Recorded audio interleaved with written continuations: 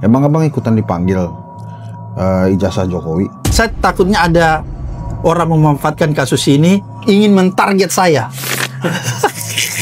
Itu kan berarti ada musuh. Gue jadi deg-degan nih. Tapi saya akan bilang Mas Hensa, kalau ini bertujuan 12 nama ini dan saya dimasukkan di kasus ijazah itu bertujuan menarget saya atau ingin mengkriminalisasi saya kembali seperti di masa lalu waktu saya jadi ketua KPK, saya akan hadapi sampai titik darah penghabisan.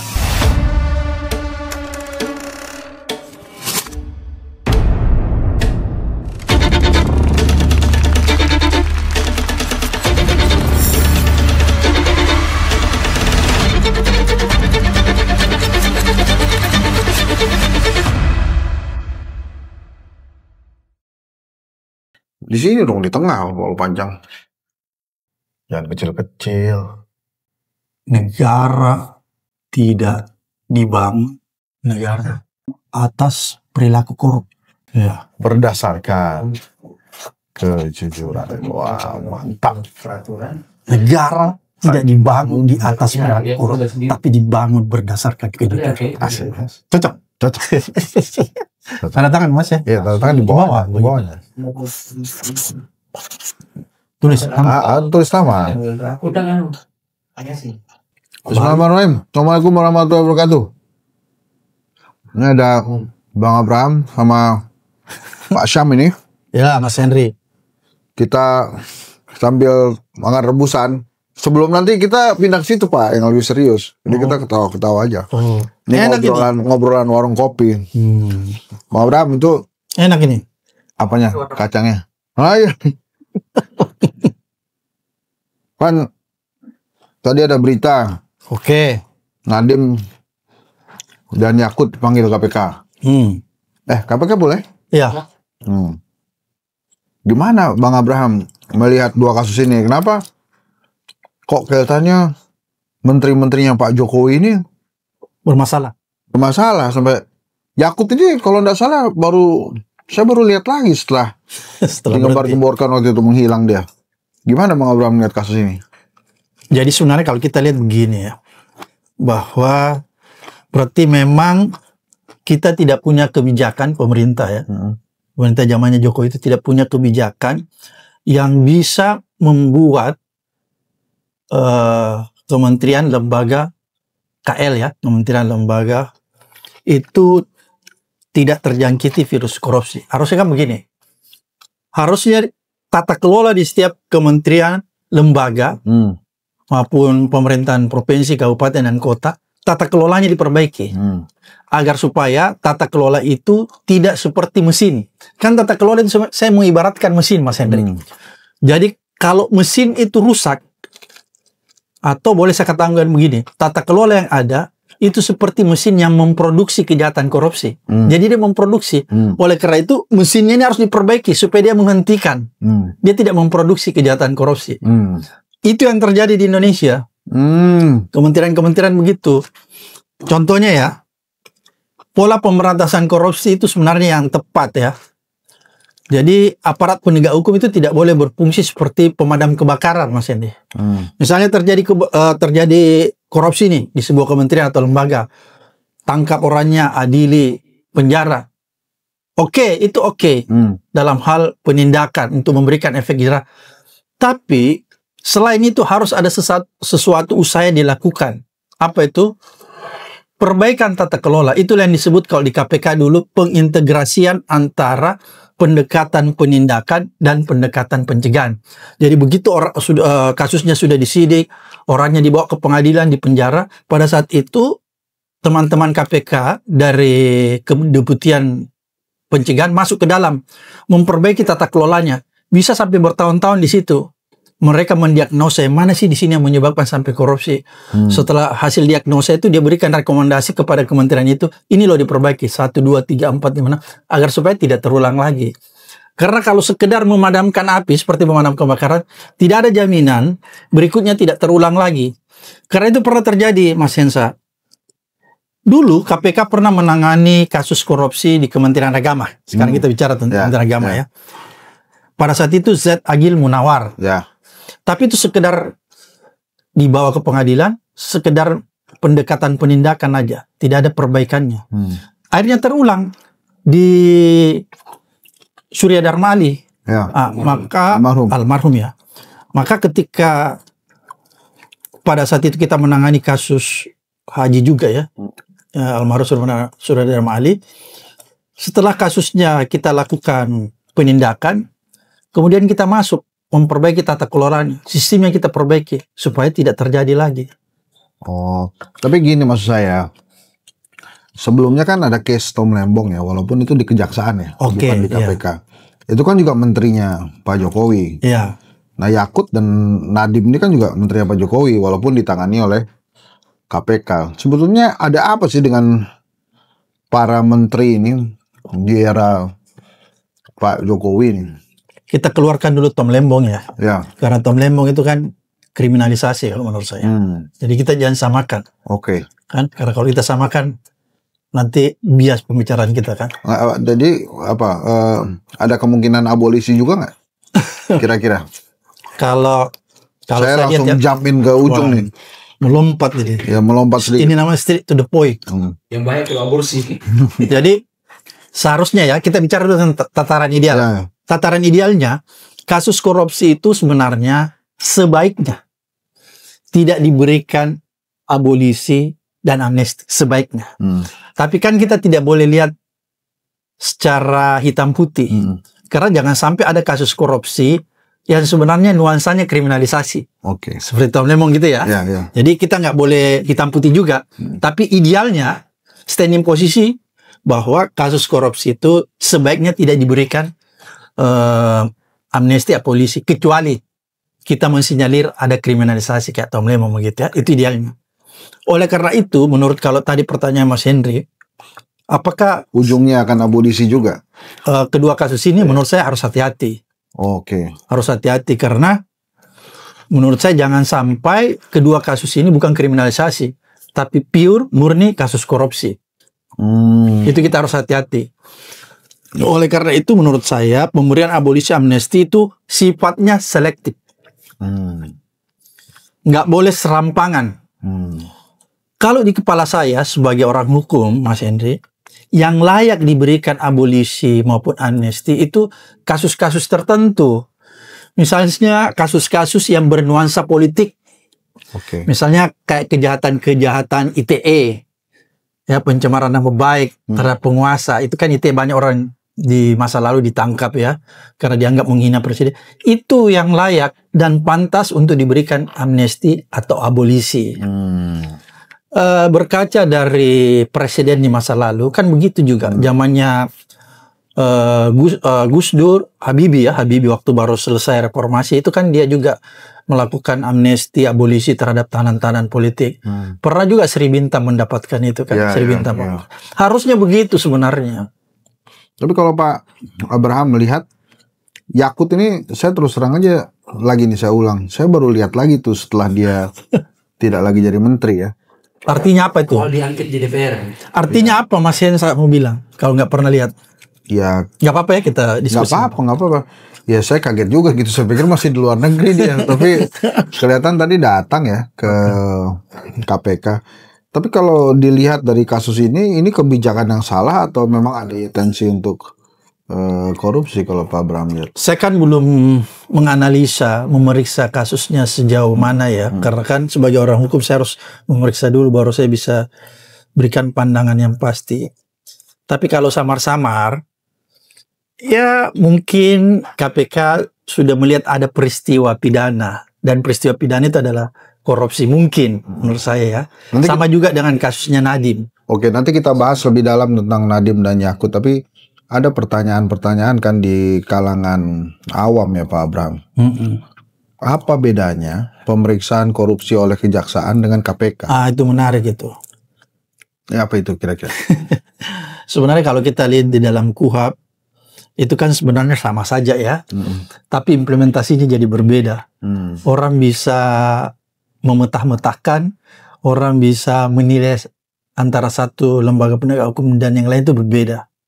Dulu di masa lalu kasus yang ditangani oleh KPK public trust-nya itu tinggi. Saya bicara masa lalu ya. Dulu nih kapan? Sebelum Firly, KPK sebelum Firly ke belakang, terus kan. Setelah mulai masuk Firly itu kan public trust KPK sudah mulai hilang. Ini persepsinya Bang Abraham nih. Bukan persepsi saya. Karena itu bisa dilihat dari kasus yang ada. Kenapa public trust menurun? Karena komisionernya bermasalah secara hukum, Firly. Ya kan bermasalah hukum, sudah ditetapkan sebagai tersangka kan. Kemudian Lili menerima gratifikasi, diberhentikan. Jadi bukan persepsi, fakta.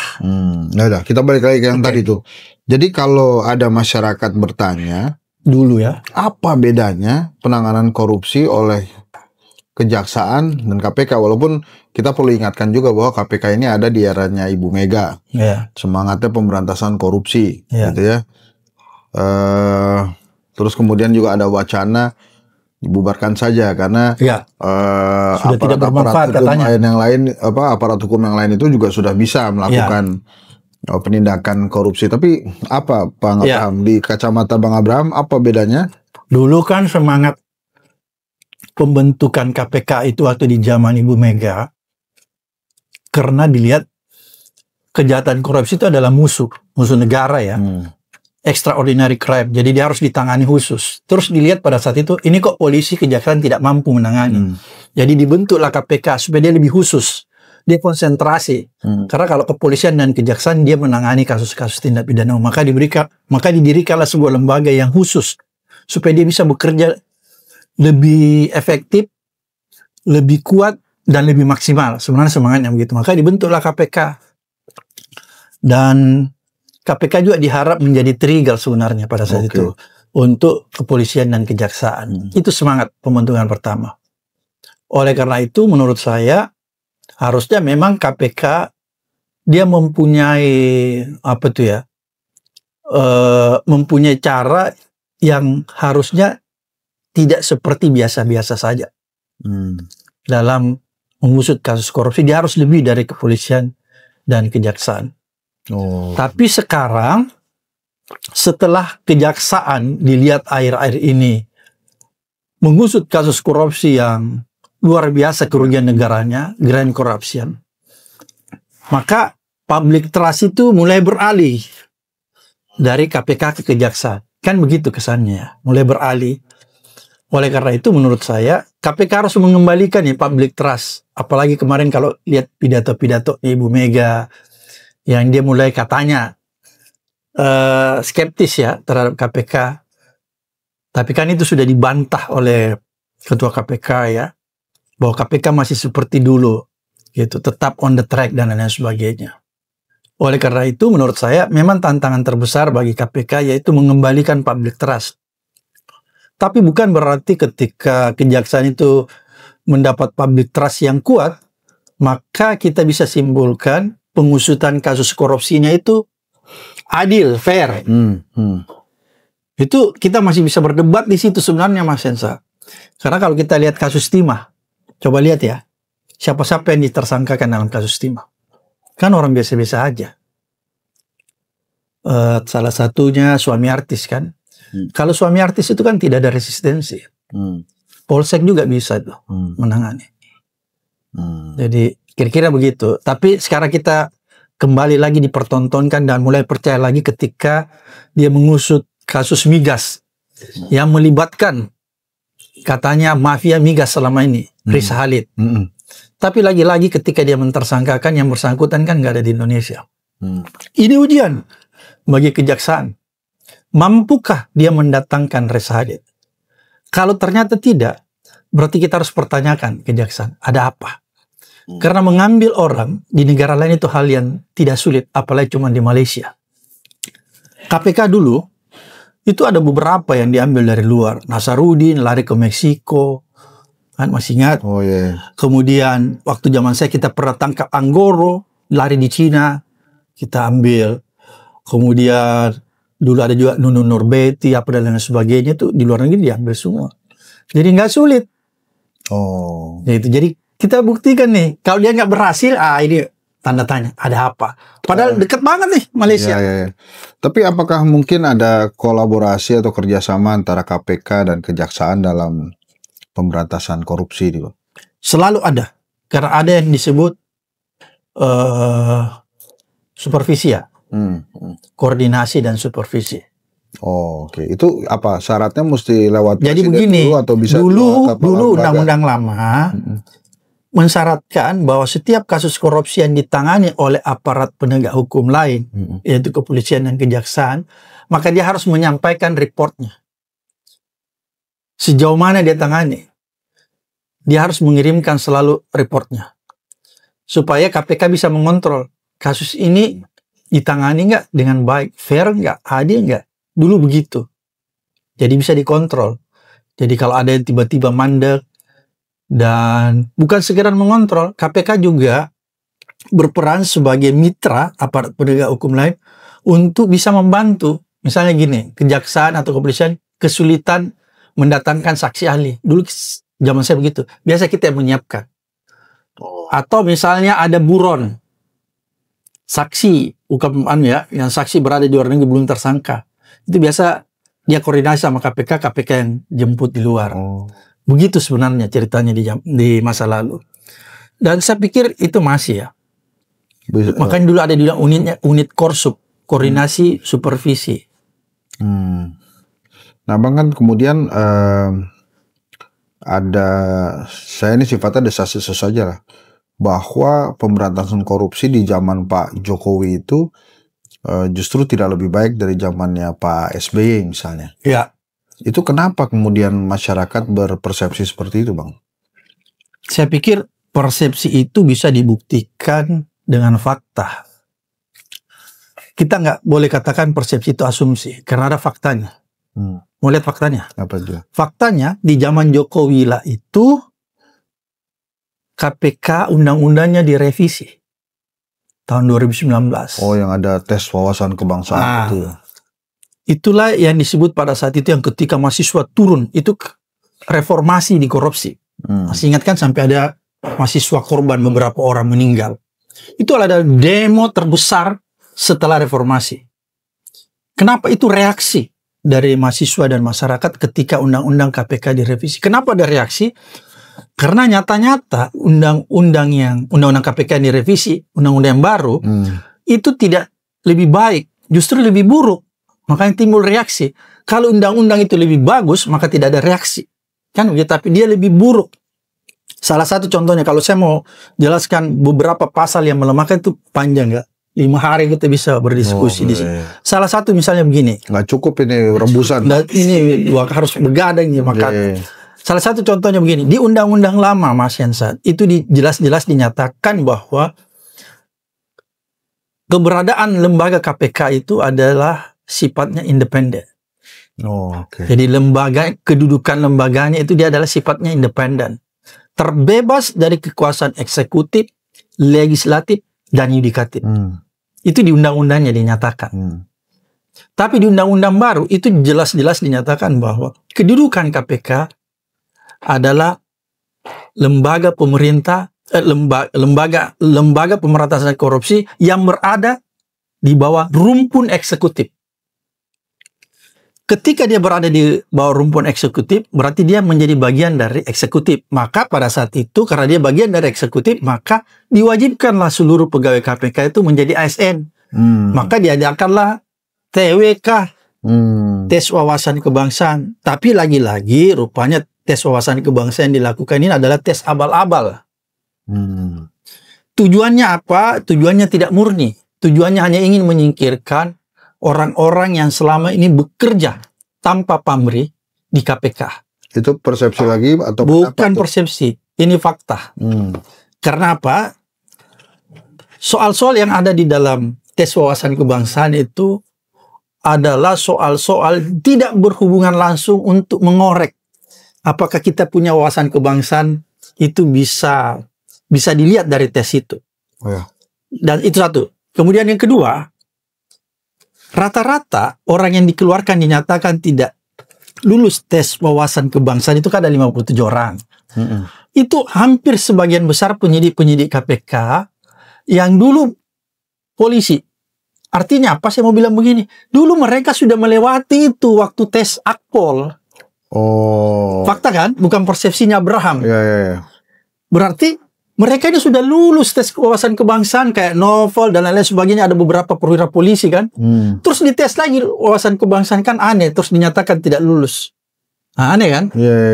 Gitu. Jadi itu fakta, Bung Ensat. Bukan asumsi, bukan apa ini lah, bukan dalil-dalil yang membenarkan. Ada fakta kan? Oke. Jadi itu terbukti. Ternyata memang tes itu hanya bertujuan menyingkirkan penyidik-penyidik KPK yang pada saat itu masih kuat melakukan pemberantasan korupsi walaupun dipimpin oleh Firly. Jadi Firly gelisah nih, wah ini masih ada nih. Makanya bagaimana caranya? Bikinlah TWK supaya ada alasan untuk menyingkirkan mereka. Ya, tapi ada beberapa yang memuji kerja Firly juga, Bang. Ya, nggak apa-apa. Oke, nih sebelum kita pindah ke sana, Bang. Ada 2 pertanyaan nih. Yang pertama, kenapa Bang Abraham nggak maju lagi sebagai komisioner KPK? Karena kan masih boleh kan? Kalau boleh 2 kali kan nggak? Kenapa Bang nggak maju lagi untuk yang kedua? Iya, karena kalau saya maju, orang tidak menghendaki saya. Rejim pada saat itu tidak menghendaki saya. Apakah waktu itu gara-gara diiming-imingi bakal jadi salah satu petinggi negeri? Enggak. Saya tes kemarin, mencoba mengetes. Oke. Ya. Jadi waktu kemarin nih, yang kemarin baru-baru, tahu nggak? Novel tahu tuh, Novel sampai ribut di sana tuh. SKCK saya itu tidak dikeluarkan, nanti dikeluarkan setelah pendaftaran tertutup. Itu pun 1 hari setelah. Itu pun Novel yang pergi ke sana, marah-marah baru dikeluarin. Oh, baru tahu saya. Iya, udah pernah ada nih. Jadi kemarin daftar lagi. Enggak, saya ngetes memang. Saya bilang, saya mau tahu nih. Masuk berkas belum? Belum masuk berkas. Belum masuk berkas. Saya mau tahu nih, apakah ada upaya menghalangi saya? Saya mau lihat di mana dia menghalangi saya. Apakah di tes tertulisnya?